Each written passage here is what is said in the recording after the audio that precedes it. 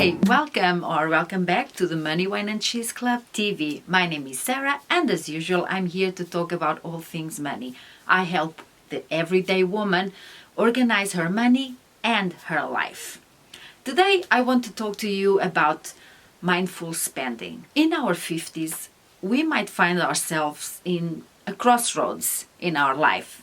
So, whether you're thinking about retirement, whether you are an empty nester, whether you really want to organize your money so that you can live life to the fullest and it's something you've never done, one of the biggest game changers is to adopt mindful spending. So, what is this mindful spending all about? Let's get into it. First, let me just say that mindful spending, it's not about depriving yourself. It's not about giving up on fun. It's not about not doing what you want. On the contrary, it's to be really mindful where you're spending your money so that you can spend it where it brings you joy, where it's fun, where it's really serving you. So the first step would be to reflect where you've been spending your money on, or where you're spending your money on. Is it really serving you? Are you spending money where you want to spend it, or do you just think it's all going out to pay bills and you never really know exactly where you are? To make sure you are using the mindful spending method, you first need to evaluate what your priorities in life are. There's no right or wrong here, and they're going to be different for everybody. So what are these priorities for you? What do you really want to accomplish? By understanding your own personal goals, and especially long-term goals, you are better equipped to really spend where you want to be in the long run. Again, be it retirement, be it travel, be it having the greatest day every single day of your life, whatever it is, you have the power to start working towards that and achieve that. One thing that you can do today is to write down 3 financial goals and then look at those goals, because you might have these goals for a while, you might have been thinking about it, and ask yourself, are these goals still relevant if they are goals that you set maybe 5 years ago? Or are these goals really taking me to where I want to go? Do they align with my values and my priorities? All this is going to inform you to really hone in on what you really want and help you in that mindful spending, get into that mindful spending headspace. Number 2, differentiate between needs and wants. Okay, we all need a certain amount of money to live our everyday life. We need to pay mortgage or rent, or maybe you're in that stage of your life that you don't have that anymore. We all need money to eat. We all need transportation. We all need healthcare.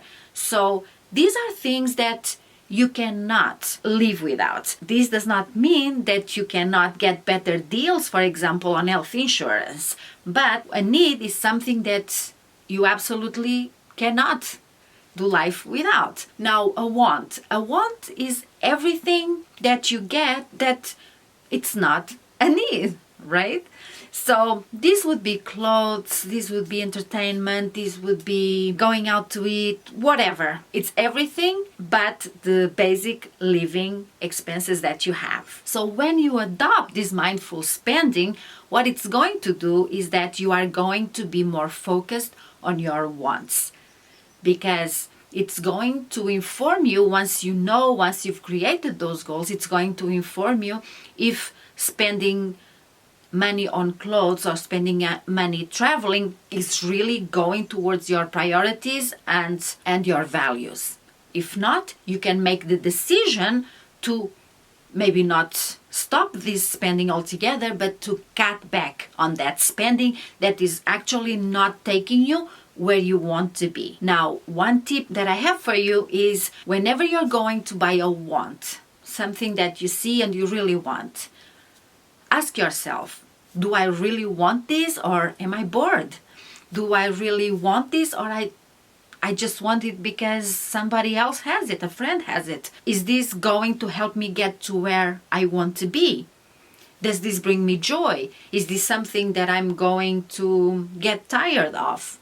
Ask yourself a couple of questions before you make the decision. Number 3, you should track your spending. You should see how much of your money is actually going towards things that are just not bringing you joy, that you spend money just because you've always done it, other people do it, it's life. Really see how much money, because it might be like a small amount that it's not going to make a big difference in the big picture, but it might be that all those little amounts add up to a really large sum, and that is definitely going to impact how fast you're going to get to where you want, and if you will in the end achieve those goals or not. So it's up to you to figure out how invested you are in your priorities and with your values. So here you can just have a list and just put the amounts next to it. You can create a budget sheet. You can have a Google sheet. I have some. I'll leave the link below. Just something that you can look at and see at a glance where you're at. Number 4, use the 24-hour rule. So whenever you have the urge or the impulse to buy something, stop yourself and ask those questions. Is this aligned with what I want, with my priorities, with where I want to go? Does this bring me joy? And if in the end you're still not decided, give yourself 24 hours. I mean, think about it, sleep on it. And if you still want it, it's okay. It's your life and it's okay. This is not about depriving yourself, but it's about creating a system that's going to support you to create that better life for yourself. Number 5, optimize your spending on your essentials, on your needs. For example, you'll have insurance, you'll have internet and phone providers. We can call them up and we can ask them if there are any deals going on that can reduce our bill. Even, utilities, you can do this if you have more than one provider. Just pick up the phone, send an email, ask for the deals, shop around. If they can't give you a deal, shop, see if there's anyone practicing a lower price in the market, because you can change these and it will make a difference. For me, every 2 years, I just call up my insurance provider and I ask if there are any deals. I ask if we can have, because we've been with them for 2 years, if I can have some sort of discount, whatever. And if they can't, I'm honest with them and I say, okay, but just know I'm going to be shopping around, and if I find one that is more aligned with the price I want to pay, I will be moving. And we usually have all our insurances together. So, sometimes they do make a commercial discount or something and we end up not leaving. But I shop around, and if I find a really good deal, I will move because I'm saving money. Number 6, automate your savings. This is important. So you might think you don't really have enough money to be saving right now. Or maybe you have. The minute you get paid, the minute your income hits your bank account, all your expenses should be taken care of, and also your savings. Now, for a long time I've been saving, and I can see my savings account when I log into my bank account.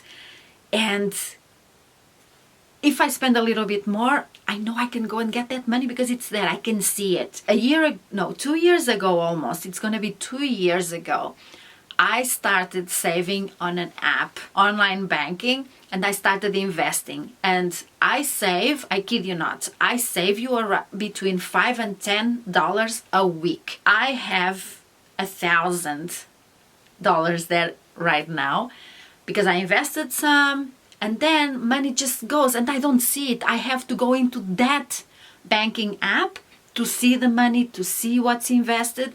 And so I don't touch it. It's there. Make sure you have this automated. And if you have the choice to not see those savings, even better, because then if you are like me, you are tempted to go and get a little bit of money if you run out. So that's a no-no. I'm still working on it.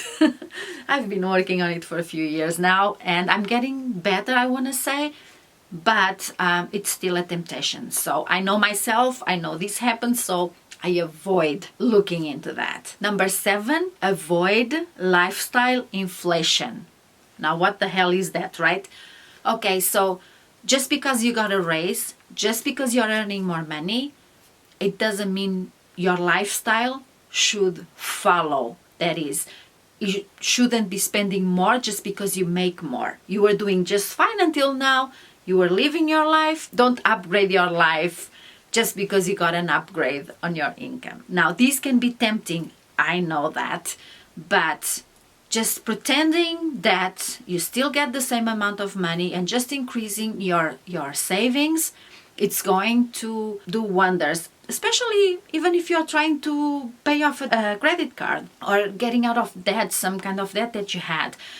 Just putting that extra money that you get straight into paying the debt or the savings, it's going to make a huge difference. And you are not seeing it, so you are not tempted to spend it. And it's okay once in a while to go and do that extravagant thing. It doesn't mean you need to do it. It just means you can. But remember, you should still be aligned with your priorities and your values and the life you want to live. And if the life you want to live is eating better, sure, spend a little bit more money on your groceries and start eating better. If it means you need a gym membership, use the money to do that. Because at the end of the day, there's nothing wrong with the way you choose to live your life. You have the power to decide if you want to be stressed out, not knowing if you're going to have enough money for retirement or for whatever, or even to pay your bills at the end of the month. And it's another thing that you take care of those things, and then you can live the life you really want to live. And if it means that you are going to spend a little bit more money on yourself, that makes you feel good, that brings you joy, that does wonders for your mental health, then that's exactly what you should do. You know, for some people, it's very important to travel. For others, it's very important to have a really nice home and to invest in their health and in their, the life they want to live every single day. While others are very comfortable not spending any money for a whole year so that they can travel for a whole month. And it's okay. There's no right or wrong. It's just what's aligned with you. What are your priorities, again, and your values. And especially what brings you joy and what helps you stay grounded and be yourself. Because at the end of the day, that's what we all want. Well, I hope you enjoyed today's video.